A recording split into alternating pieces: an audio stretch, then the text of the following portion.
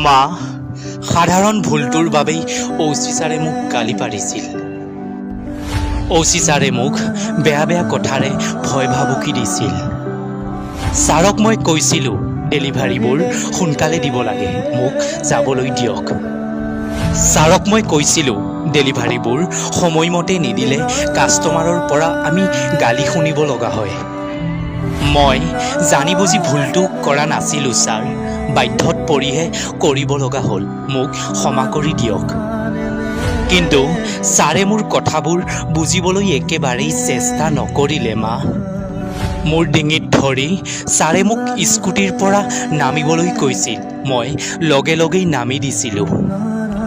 কিন্তু ছাৰে মোৰ কথাবোৰ নুবুজি হাতেৰে মোক ঘোচা মাৰিছিল। মা, ছাৰে মোক বেয়া বেয়া কথাৰে গালিও পাৰিছিল। কিন্তু মোৰ চিন্তা হৈ আছিল মই কাষ্টমাৰক কেনেকৈ সোনকালে ডেলিভাৰী কৰিব পাৰোঁ। কাষ্টমাৰবোৰে চাগে মোৰ বাবে অপেক্ষা কৰি থাকিল, কিন্তু মই যাব নোৱাৰিলোঁ। মা, নিশাটো ভালকৈ ৰুমত গৈ শুই থাকিম বুলি ভাবিছিলোঁ, কিন্তু ছাৰজনে নাজানো কিয় নুবুজিলে মোক। মা, তোক মই ক'ব বিচৰা নাছিলোঁ সেই ডেলিভাৰী বয় জবটোৰ কথা, কাৰণ তই কষ্ট পাবি। সেইবাবেই তই গম নোপোৱাকৈয়ে মই মনে মনে সেইবোৰ কাম কৰিছিলোঁ। সেইবাবেই মা, তই কিন্তু মোক আকৌ বেয়া নেপাবি। আজি মোৰ দৰেই হাজাৰজন লোকে ডেলিভাৰী বয়ৰ জব কৰি নিজৰ ঘৰখন চলাই আছে।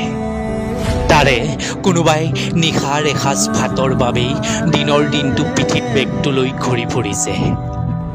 কিবা এটা ভুল হ'ব পাৰে, পাৰিলে আপোনালোকে বুজাই দিব, কিন্তু এনেকৈ মাৰপিট নকৰিব।